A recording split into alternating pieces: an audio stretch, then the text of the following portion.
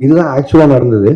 And அந்த கேப்பில் வேற என்ன பண்ணலாம் அப்படின்னு யோசிக்கும்போது மைத்ரி பிக்சர்ஸ் வந்து அவங்க எனக்கு கிட்டத்தட்ட ஒரு 6 இயர்ஸ் முன்னாடியே ஒரு அட்வான்ஸ் கொடுத்துருந்தாங்க.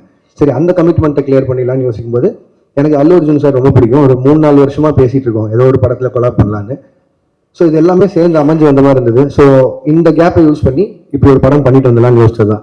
அதுவும் நிறைய சம்பளம் கேட்டேன், அதனால கைதி 2 பண்ணல அப்படிலாம் போட்டுதான். அப்படிலாம் இல்லை, சம்பளம்ன்றது உங்களுக்கு தெரியும், மார்க்கெட்டும் ப்ரொடியூசரும் நிர்ணயிக்கிறதா. நான் எவ்வளோ டிமாண்ட் பண்ணாலும் நம்ம படம் என்ன பண்ணியிருக்கோம் அதுக்கு தகுந்த மாதிரி தான் நம்ம சம்பளமும் இருக்கும். ஸோ அந்த ஒரு விஷயம் கிளியர் பண்ணணும்னு நினச்சேன். லாஸ்ட் வீக் அவங்க எல்லாரையும் மீட் பண்ணி பேசிட்டேன். ஸோ என்னோட அடுத்த படம் கைதி 2 தான் இருக்கும். அது ஏன் நான் ரொம்ப சால்ட்டாக சொல்கிறேன்னா, அந்த எல்சியூ இல்லை, எல்சியூ க்ளோஸ் ஆயிடுச்சு அதெல்லாம் போட்டிருந்தாங்க. அது வந்து ஜி ஸ்குவாட் இல்லை.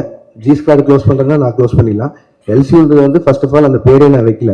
அது வந்து ஃபேன்ஸாக அவங்க தெரியல எல்சியூன்னு ஒரு நாள் சொன்னது, நான் அதை ஃபாலோ பண்ணிருக்கேன். ஸோ அதை டக்குன்னு நான் ஒருத்தன் மட்டும் முடிவு பண்ணி இல்லை எல்சியூவில் படம் வராது அப்படிலாம் சொல்ல முடியாது.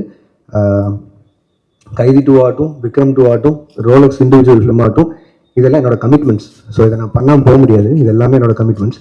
ஸோ அதனால் எல்சியூ மூடப்படல, திருப்பி ஓப்பன் ஆகும்.